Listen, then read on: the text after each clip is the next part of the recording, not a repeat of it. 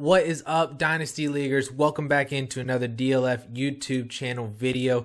Today we are going to be discussing one of my favorite running backs to buy right now that you need to go out and also try to buy in your Dynasty Leagues before the NFL draft, because this guy is currently being drafted as a back-end RB3 in April startup drafts according to DLF ADP, but has potential RB2 or even RB1 upside for fantasy football in 2021. So I want to talk about this guy. I want you guys to know a little bit more about him. You probably already know potentially who it might be, but depending on how his team actually drafts, specifically with the first few picks that they have in the first round and second round, this guy could potentially have major draft day implications in terms of having his price soar, being a major draft day winner, and we need to talk about him, and you need to go out and buy him right now. So let's get into the video.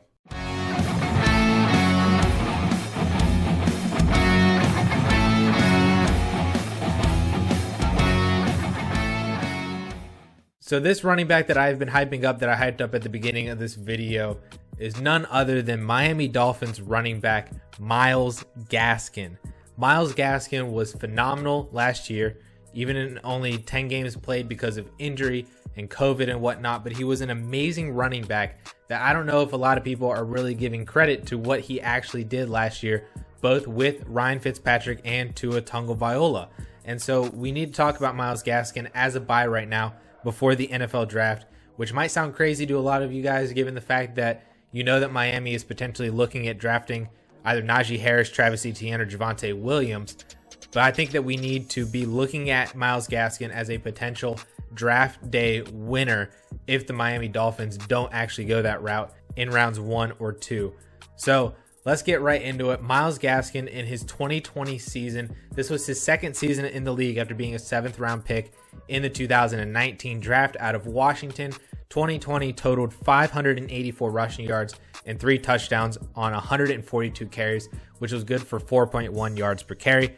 Also adding 41 receptions, 388 receiving yards, and 2 receiving touchdowns on 47 targets. And he finished the year as the RB24 in PPR leagues, all in only 10 games played.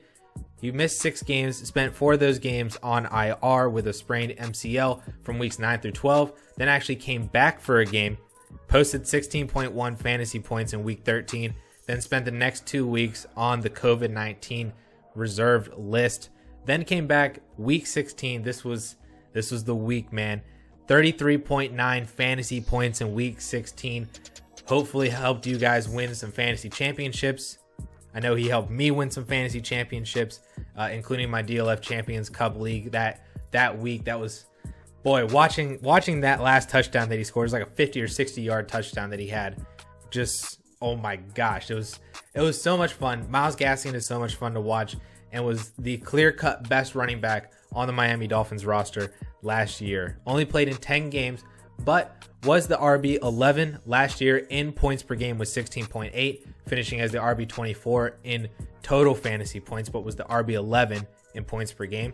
5th in receptions per game among all running backs with 4.1 receptions per game, which is only behind Christian McCaffrey, Alvin Kamara, Austin Eckler, and J.D. McKissick. Then was also 15th among all running backs in total receptions. He finished as 7th in total receiving yards among all running backs and was an RB2 or better in fantasy football in 8 of his 10 games, including 3 RB1 weeks in that massive top 5 running back week in week 16. So it was awesome, phenomenal production across the board from Myles Gaskin, a guy that was not drafted in redraft leagues, was probably on your waiver wire in Dynasty, and you probably just picked him up for free, kind of like Mike Davis, and he was a potential league-winning fantasy pickup for you in your Dynasty leagues or redraft leagues as well. Now, Myles Gaskin primarily makes his mark as a PPR pass-catching running back, but a lot of people probably don't know, or maybe you do know, that he was actually a workhorse for Miami as well after winning the job away from Jordan Howard in week 3, which might not sound like a major accomplishment because Jordan Howard, but he was able to beat out Jordan Howard and showcase that he was the best running back for Miami, and he needed to command more touches than what he was being given, especially because early on in the year, Jordan Howard is being primarily used as like that goal line guy. He had less than 1 yard per carry average, but 3 touchdowns in the first 3 weeks just because they got on like the 1 or 2 yard line and he ran it into the end zone, and that was it. That was all Jordan Howard was there for.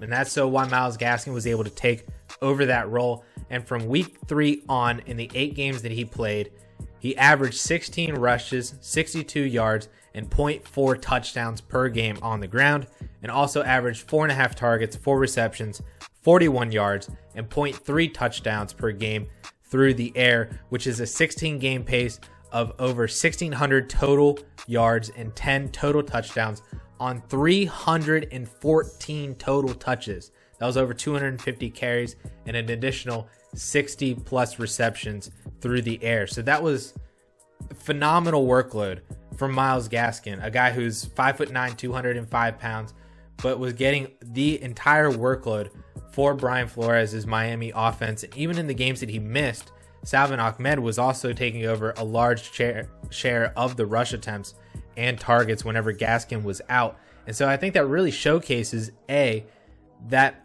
Brian Flores in Miami really want a workhorse running back, and that whoever takes that spot in 2021 is going to be valuable for fantasy football. And I think that's why a lot of people have, Miami pegged as one of the top spots for a rookie running back in this class, like Najee Harris or ETN or Javonte Williams.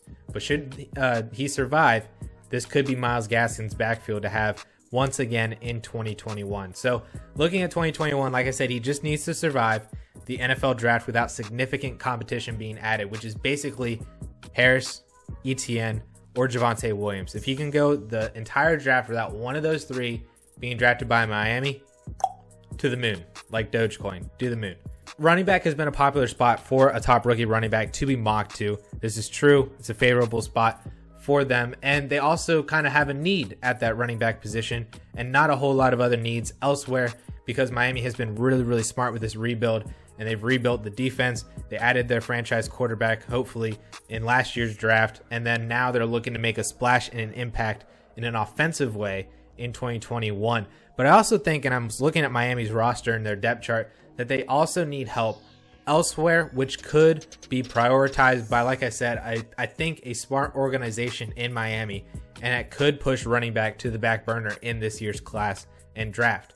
So the other positions that I think that they could really prioritize would be a wide receiver or tight end, somebody else, another giant playmaker for Tua to throw to. Devontae Parker's not it. He's 28 years old. He's actually a cap casualty after this year.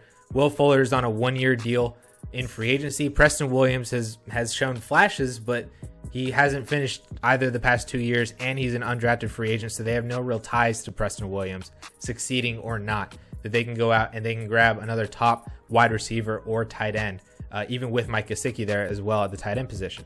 Another one is center. They need some help on this offensive line. They haven't had stability since they released Mike Pouncey in 2018, who then actually just went on to the Chargers and then retired this past year. Currently, they have a bunch of former practice squad guys at the center position, so they really need help at center. And that entire offensive line has majorly struggled since 2019. 2019, they were the worst offensive line in the league.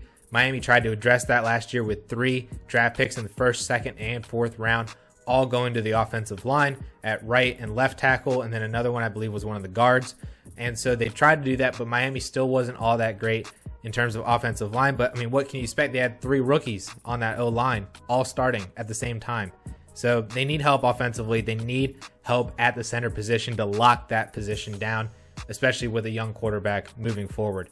And then also they need some help at the outside linebacker or edge position. They traded Shaq Lawson to the Houston Texans for McKinney and some pick swaps in like the 6th and 7th round.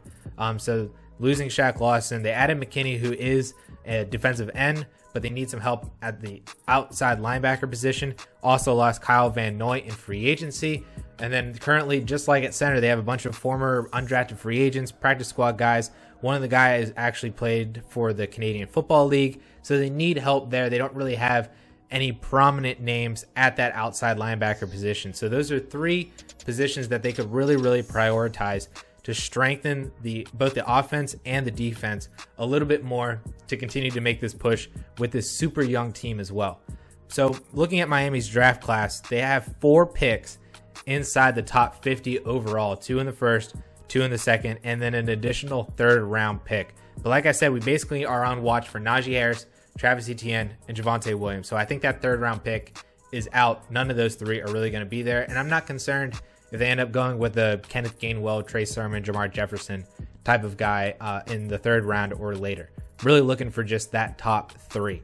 So looking at their picks that they own, we'll go pick by pick here and see which ones that we really need to be on alert for during the NFL draft. So 1.06, no way that they take a running back there. This is probably most likely in a lot of cases. I've seen Jamar Chase or Kyle Pitts basically pick their whoever they want, whoever they like more at those 2. I've also seen Devonta Smith pairing Tua back with Smith. But any basically of those 3 offensive playmakers are probably the play at 1.06. This is why they traded back up from the 112 to 106. So that one's off the board for a running back. We don't need to sweat that one. 118, this is where it starts getting scary for running backs. A lot of mocks have Najee Harris going to Miami here, which I think is a good spot for Najee Harris, is a good spot for Miami as a luxury pick. They get that 5th-year option on their running back as well because, like I said, they don't really have a whole lot of holes, so they could spend a luxury pick on Najee Harris here and pair him back with Tua. But I think this pick could also be potentially an edge rusher. A lot of people at ESPN and some other articles that I was reading really like this kid out of Georgia, Ojulari, or Pay from Michigan as potential edge rushers at this pick at 118. I've seen some people think that maybe they go for Micah Parsons out of Penn State, the top linebacker in this class, just because of the number of quarterbacks, offensive linemen, and then wide receivers and playmakers. Defense might get kind of pushed aside for a lot of the other teams, and Parsons, with his character concerns and whatnot that I don't really think are there. But anyway, that's beside the point. As a Penn State fan, could end up sliding to Miami at 118. Maybe they just trade up a couple spots to be able to get Micah Parsons. So that could be potential there at 118 for a running back, but I think they could also address the defensive side of the ball as well at that position. Then they have the 36th overall pick, the 4th pick in the 2nd round. This is another scary one for running backs. Just early on day 2, we might rip the Band-Aid off of the Myles Gaskin love. But this pick, a lot of people are thinking could be Najee Harris as well. If he actually does end up sliding out of the 1st round, makes it past like Pittsburgh and other teams in the 20s and stuff. But I think that this could also potentially be maybe another edge rusher as well. They need help on both sides of that edge. Or I've also seen a lot of people doubling down on Miami taking playmakers for Tua in terms of grabbing a Elijah Moore or a slot wide receiver here for Tua to throw to, another wide receiver. Maybe they go Kyle Pitts at 1.06 and they're looking at their wide receiver depth chart and they go for a guy at 236. Could be the way to go, but I think 36 would probably be the most likely position that we end up seeing a potential running back going, because now they're in play really hard here for not only Najee Harris if he falls out of the 1st round, but also Travis Etienne and Javonte Williams, 2 guys who I think do make it out of the 1st round, but are probably in that really early to mid 2nd round range. So 118, 236 so far are both sweat picks for Myles Gaskin. And then finally 250, the 50th overall pick in the 2nd round. ESPN has this pick as a perfect place to grab a center, actually. I mentioned center being one of those positions that they really need to lock down. They mentioned Alabama's Landon Dickerson, who's actually getting a lot of hype after his pro day and whatnot to potentially be a 1st rounder. And then there's also the Senior Bowl standout Wisconsin Whitewater's Quinn Miners, which could also be a potential pick here. Basically, those guys flip-flop between center 1 and center 2 in this class, so it could go either way. That's at least what ESPN thinks could be a good landing spot for either one of those 2 centers in that mid 2nd round range there.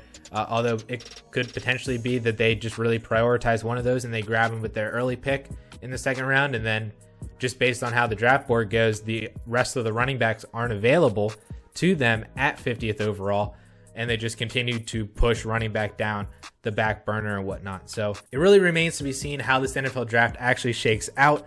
I will be live streaming the 1st round with Cal, so you guys could actually see my reactions if they end up going running back at 118 as a Myles Gaskin manager in Dynasty. I'm sure that could probably be a lot of fun for a lot of people, especially just basically me sweating it out for 10 whole minutes when they're on the clock at 118. And then should they trade up or anything like that would just be devastating. But that's beyond the point. Tune in for the live stream to catch all of that stuff.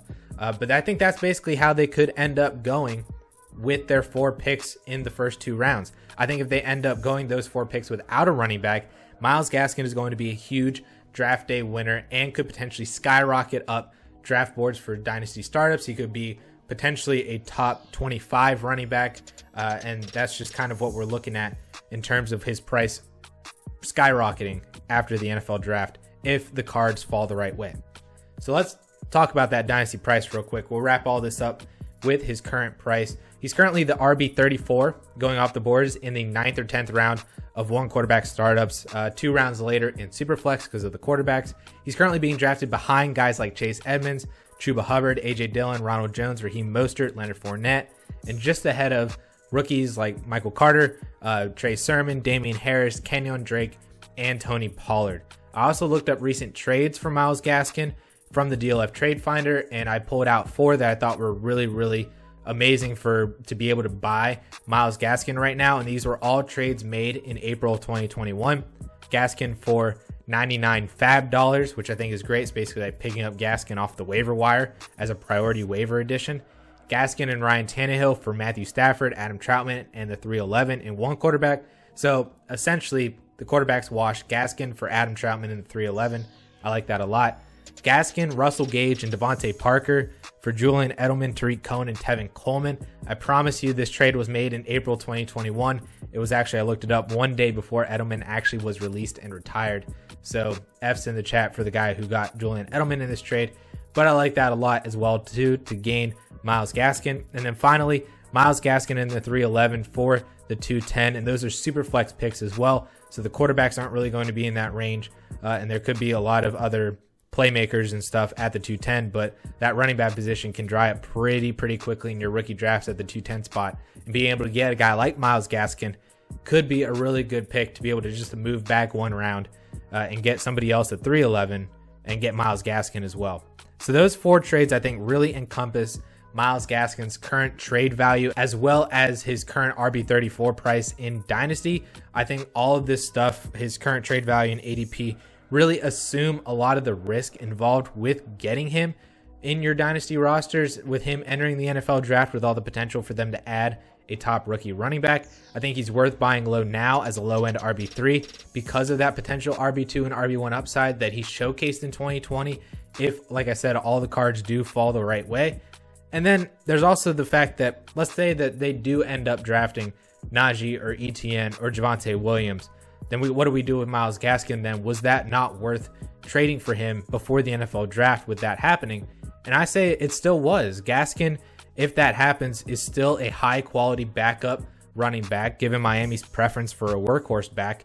So if that starter goes down, that rookie starter goes down, Gaskin is right in line to pick up those touches, just like he was last year. You know, and Salvin Ahmed, whenever Myles Gaskin was out, went straight into an 18 rush attempt per game workhorse role when Gaskin wasn't there. So, you know, if they do draft Najee Harris and Najee maybe unfortunately gets hurt or misses a game or 2 or whatnot, or hits the rookie wall or whatever, Myles Gaskin could be right in line for that workload in a game or 2, which could really spell you a couple of solid weeks, especially during the bye week, especially for now with the 17-game NFL schedule. Maybe they sit Najee Harris and Gaskin actually plays, and then you just need to be able to flex a running back or have an RB2 because of buys, or another one of your starters are sitting because of the 17-game schedule. You have options there with Myles Gaskin. And like I said, the upside is he actually is like a weekly RB2 type of guy with RB1 upside. So, and again, you didn't lose anything in price either, because if he is treated as a high quality backup in 2021, that's actually currently where his price is now. He's already being priced around other high quality backups like Ronald Jones, AJ Dillon, Chase Edmonds, Kenyon Drake, and Tony Pollard. He's already being priced there. So if you're buying him now with the chance that he could potentially see more of a role in 2021 if the Dolphins don't draft a running back, I think this is a slam dunk type of a player that you need to be, shooting your shots on and going out and trying to acquire before the NFL draft. Because if you wait after the NFL draft for them not to take a running back, it's already too late and his price is going to inflate after that. You're not going to be able to get him for what he is currently right now as a late second or early third round pick, just 1-for-1. So with that all being said, guys, I hope you guys like this video. Take some of the advice with you. Think about it. See what you can get for Myles Gaskin to be able to buy him in your dynasty leagues right now before the NFL draft. And then, like I said, we'll see you on draft day, Thursday, April 29th, for a live stream of the first round. Me and Kyle and a bunch of other DLF guests will have that live stream, so you guys can tune in and catch our instant analysis. And like I said, my potential meltdown if they actually do draft Najee Harris at 118. So with that all being said, guys, thank you all so much for tuning in. We'll catch y'all later.